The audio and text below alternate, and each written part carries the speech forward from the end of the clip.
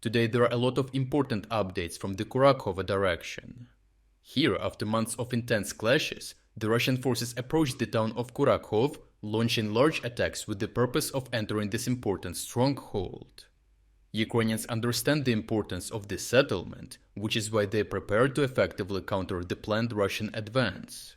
After months of fighting in this area, Russian forces consolidated their positions in settlements east of Kurakhove, in particular Maskimiliyanivka and Ostrivske.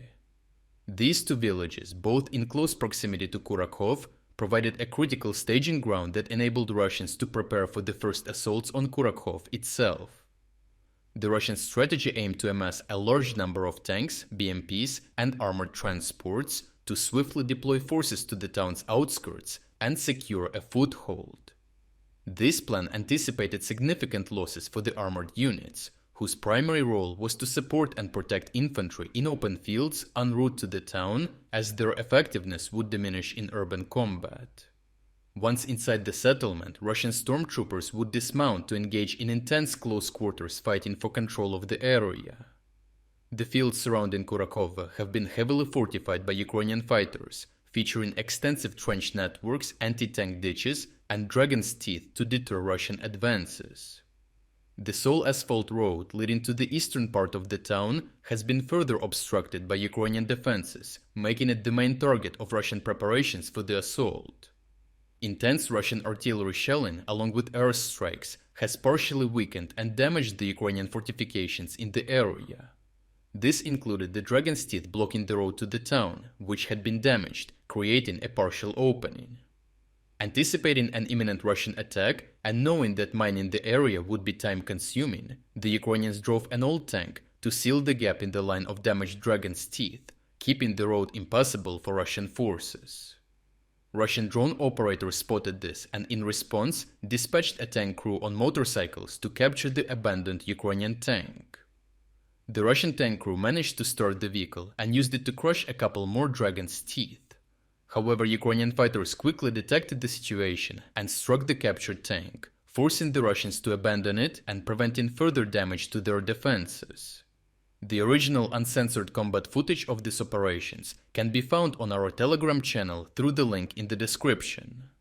Despite this, the Russian command quickly deployed an assault formation consisting of 2 tanks, 5 BMPs, and over 60 stormtroopers divided into 2 platoons. Anticipating that the Russians would attempt to advance along the same road where they had previously tried to dismantle the dragon's teeth, the Ukrainians were prepared to counter the attack. The 2 Russian tanks led the assault, targeting the remaining Ukrainian fortifications to clear the way for the BMPs carrying stormtroopers into Kurakhove. At the same time, the tanks aimed to draw FPV drone strikes and artillery fire onto themselves, using their thick armor to absorb the hits so the BMPs could reach their destination safely. Unfortunately for the Russians, 4 out of 5 BMPs were destroyed by drones, while the squad of stormtroopers that did reach Kurakhove found themselves pinned down in a house under constant drone surveillance. Overall, despite losing 80% of their stormtroopers, the Russians managed to advance along the road and enter the eastern outskirts of Kurakhove, indicating weak control of the area due to severe losses. While they established a presence, Russian forces faced significant tactical disadvantages. The road leading to the town remains their only supply route to these new positions, and the gap in the Dragon's Teeth line can be further undermined through remote mining, potentially jeopardizing their hold on the area. Consequently, the surviving Russian stormtroopers in the eastern outskirts risk being cut off from supplies, which could either force them to withdraw or leave them vulnerable to destruction in a Ukrainian counterattack. If you're against the invasion of Ukraine and you want to support the work that I am doing, consider making a purchase in the online store UA Supporter.